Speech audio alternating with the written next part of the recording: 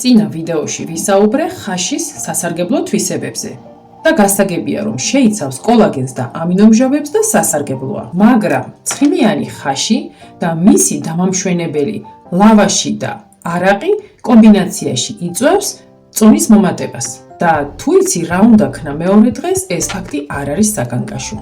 აი რა უნდა გააკეთო. ნებისმიერ ალკოჰოლს როცა სვამ, მასთან ერთად იმ დღესვე და მეორე დღესაც აუცილებლად უნდა მიიღო ბევრი წყალი.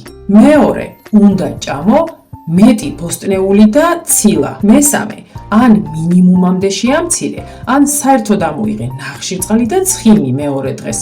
ამით წინა დღეს მიღებულ ზედმეტ კალორიებს მალევე მოიშორებს ორგანიზმი. ამის გაკეთება ძალიან ადვილია Herbalife-ის განტვირთვის პროგრამით, რომელშიც შედის საკვები დანამატები და ტურბო სასმელი.